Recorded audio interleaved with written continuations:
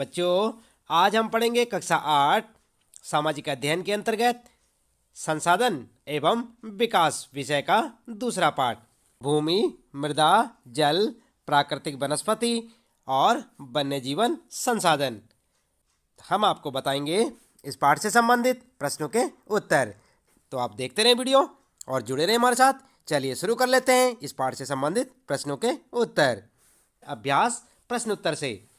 और सबसे पहला प्रश्न है बच्चों आपका, निम्न प्रश्नों के उत्तर दीजिए। और आप देख सकते हैं ये है आपका पहला प्रश्न। और फर्स्ट प्रश्न है ये, मृदा निर्माण के लिए उत्तरदायी दो मुख्य जलवायु कारक कौन से हैं? तो कौन से हैं बच्चों? आपने पाठ में पढ़ा होगा ना।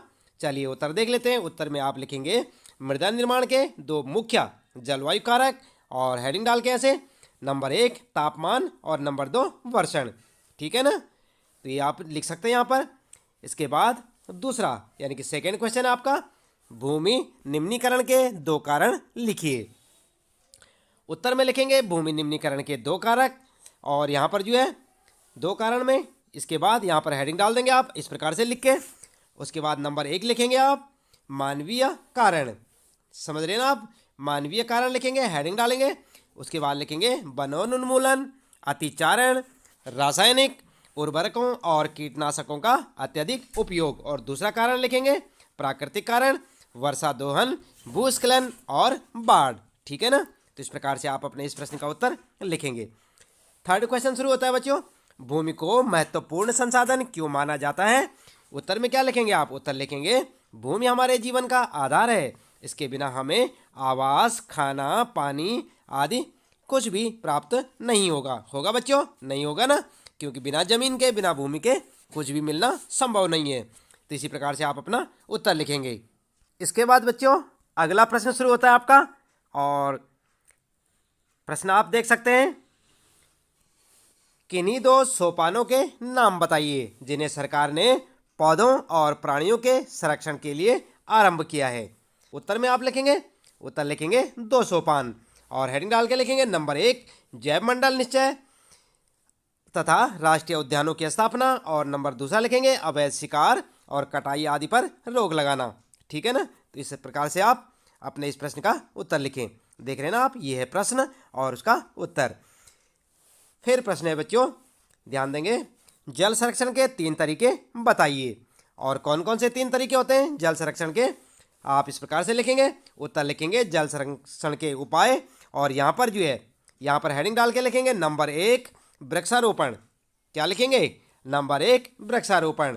नंबर 2 कर देंगे इसे, नंबर 2 रिसाव रोकना, कॉमा लगा के वाष्पीकरण रोकना। ठीक है, तो इस प्रकार से आप जो है नंबर 1 कारण में लिखेंगे वृक्षारोपण, उपाय जो है यहाँ पर लिखेंगे नंबर 1 वृक्षारोपण, नंबर 2 लिखेंगे रिसाव रोकना और वाष्पीकरण रोकना, और नंबर तीसरा ये लिखेंगे वर्षा जल संग्रहण। ठीक है, आई बात समझ में? जल संरक्षण के उपाय में क्या लिखेंगे? नंबर 1 पे लिखेंगे आप वृक्षारोपण, नंबर 2 पे लिखेंगे रिसाव रोकना, और लिखेंगे यहाँ पर और वाष्पीकरण रोकना, और नंबर तीसरा लिखेंगे वर्षा जल संग्रहण। तो याद रखें बच्चों, इसी प्रकार से आप लिखें। अब इसके बाद प्रश्न शुरू होता है बच्चों। दूसरा प्रश्न यहाँ पर, सही उत्तर को चिन्हित कीजिए। यानी कि आपने क्या करना है? सही का चिन्ह लगाना है सही ऑप्शन पर।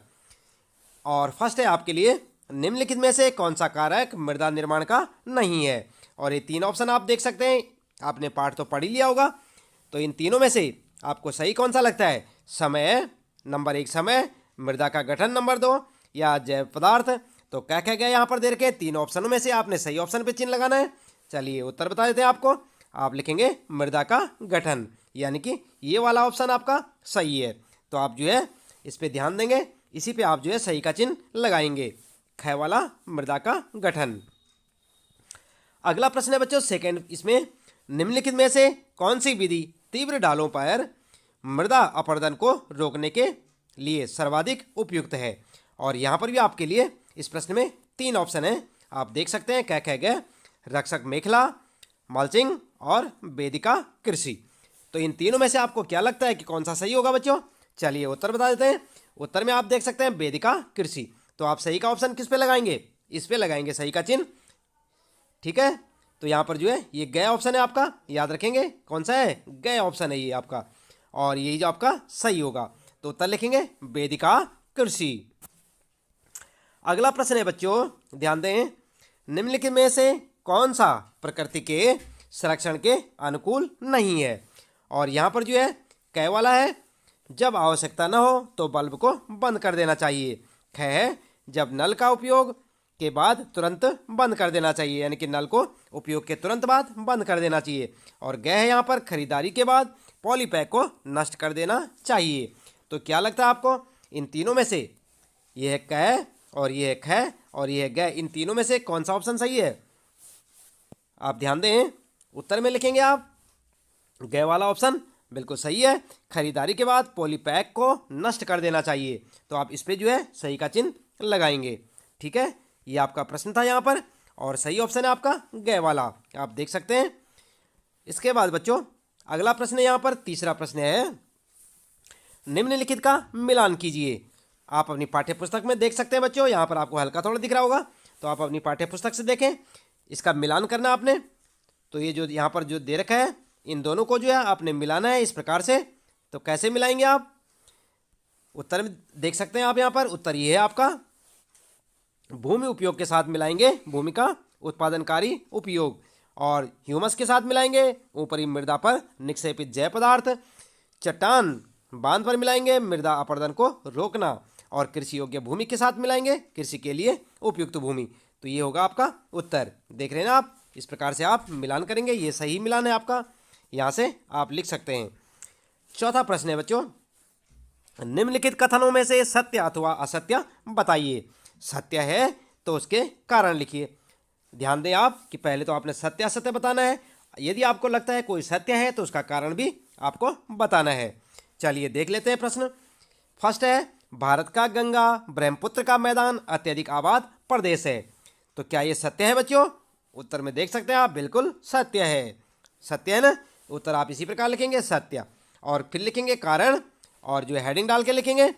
कारण क्या है? नंबर 1, यह मैदान अत्यधिक उपजाऊ है जिसके कारण अधिक जनसंख्या का भरण पोषण कर सकता है। दूसरा कारण है, इस मैदान की जलवायु मानवीय गतिविधियों के अनुकूल है। और तीसरा कारण है बच्चों, यह मैदान समतल है जिसके कारण यातायात के साधनों, नगरों तथा उद्योगों का विकास हुआ है।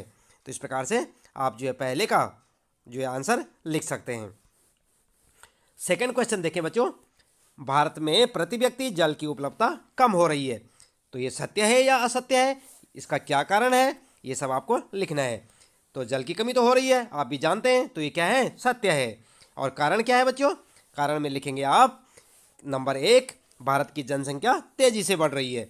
दूसरा कारण लिखेंगे, प्रदूषण के कारण जल दूषित हो रहा है। लोग गंदगी कर देते हैं ना जल में, पानी में, इसलिए वो प्रदूषित हो रहा है।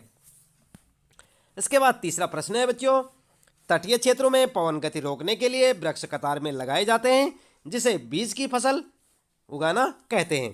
कहते हैं ना बीज की फसल, यानी कि एक पौधा, दूसरा पौधा, तीसरा पौधा, चौथा पौधा, ऐसे कतार में लगाए जाते हैं पौधे, और इन्हें क्या कहते हैं? बीच में खेती होती है, फिर इस साइड में जो है पौधे लगे होते हैं ना चारों तरफ से। तो कतार में क्यों लगाते हैं? तो यहाँ पर लिखेंगे आप, बिल्कुल सत्य बात है ये। और कारण लिखेंगे, कारण ये है कि पवन गति को रोकने के लिए वृक्ष कतारों में लगाए जाते हैं, ताकि जो है जो हवाएं, तेज हवाएं चलेंगी, उनसे क्या होगा? उनका प्रेशर थोड़ा कम हो जाएगा, ताकि मृदा का अपरदन कम हो, यानी कि मिट्टी उड़े नहीं। ठीक है ना, तो इस प्रकार से आप लिख सकते हैं। अगला है बच्चों, ध्यान देंगे, मानवीय हस्तक्षेप और जलवायु परिवर्तन पारितंत्र को व्यवस्थित रख सकते हैं। ये सत्य है या असत्य है? तो इसको लिखेंगे आप असत्य। ठीक है, तो इस प्रकार से आप अपना उत्तर लिखें। अब बात करते हैं बच्चों, यहाँ पर पांचवा प्रश्न आता है क्रियाकलाप, यानी कि आपके लिए एक्टिविटी से संबंधित प्रश्न है। इनके उत्तर आप स्वयं से लिखेंगे, केवल आप जो है प्रश्न को समझें और उत्तर में क्या लिखना है इसे आपको डिसाइड करना है। तो यहाँ पर जो है क्रियाकलाप से संबंधित प्रश्न में आता है, भूमि उपयोग प्रतिरूप के परिवर्तन के लिए उत्तरदायी कुछ और कारणों की चर्चा कीजिए। तो आपस में चर्चा कीजिए बच्चों आप, क्या आपके स्थान पर भूमि उपयोग प्रतिरूप में कोई परिवर्तन हुआ है? अपने माता पिता, बड़े लोगों से पता कीजिए। आप निम्नलिखित प्रश्नों को पूछकर एक साक्षात्कार ले सकते हैं। और क्या क्या प्रश्न पूछ सकते हैं आप अपने घर में अपने बूढ़े बुजुर्ग बड़ों से या अपने आसपास के लोगों से क्या क्या प्रश्न पूछेंगे आप इस टेबल के अंदर या इस तालिका के अंदर से देख सकते हैं और ये प्रश्न आप पूछेंगे। जैसे कि यहाँ पर जो है लिखा हुआ है स्थान, जब आपके दादा दादी 30 वर्ष की आयु में थे और जब आपके माता पिता 30 वर्ष की आयु में थे, आप क्यों सोचते हैं कि ऐसा हो रहा है? क्या सामान्य क्षेत्र और खुले क्षेत्र विलुप्त हो रहे हैं? तो इन सारे प्रश्नों के उत्तर कहाँ लिखेंगे आप? इन जगह पे जो खाली जगह दे रखी है यहाँ पर आप स्वयं से लिखेंगे। किनसे? अपने घर में बड़ों से पूछ के। आगे देखते हैं, आपने जो तालिका पूरी की है उसके आधार पर भूमि उपयोग प्रतिरूपों का एक चित्र बनाइए। आप उसका चित्र भी बना सकते हैं जिन्हें आप 20 वर्ष बाद अपने पड़ोस में देखने की कल्पना करते हैं। आप क्यों सोचते हैं कि वर्षों बाद भूमि का उपयोग बदल जाता है? तो आप समझते हैं ना, पहले भूमि का उपयोग केवल कृषि कार्यों के लिए होता था। आजकल क्या हो रहा है? बड़े बड़े कारखाने बन रहे हैं, फैक्ट्रियां बन रही हैं, कंपनीज बन रही हैं और साथ ही साथ क्या हो रहा है? अलग तरह की व्यापारिक फसलें उगाई जा रही हैं। तो आप समझ सकते हैं कि 20 वर्ष बाद जो है कृषि भूमि जो होगी उसका उपयोग और कुछ बदल सकता है। तो उसके आधार पर आप लिख सकते हैं। तो बच्चों, इसके साथ ही इस पाठ से संबंधित प्रश्नों के उत्तर यहाँ पर समाप्त होते हैं और इस प्रश्न का उत्तर आप अपने हिसाब से स्वयं से लिखेंगे, याद रखेंगे बच्चों। और इसी प्रकार लगातार अपने सभी पाठों के प्रश्न उत्तर जानने के लिए जुड़े रहिए हमारे साथ, लगातार देखते रहे वीडियो। अभी तक यदि आपने चैनल को सब्सक्राइब नहीं किया, आप पहली बार चैनल में आए हैं, तो आप चैनल को सब्सक्राइब करना ना भूलें, बेल आइकन भी दबा दें ताकि आपको आने वाली प्रत्येक वीडियो की नोटिफिकेशन भी मिलती रहे। बच्चों, मिलते हैं फिर अगली वीडियो में।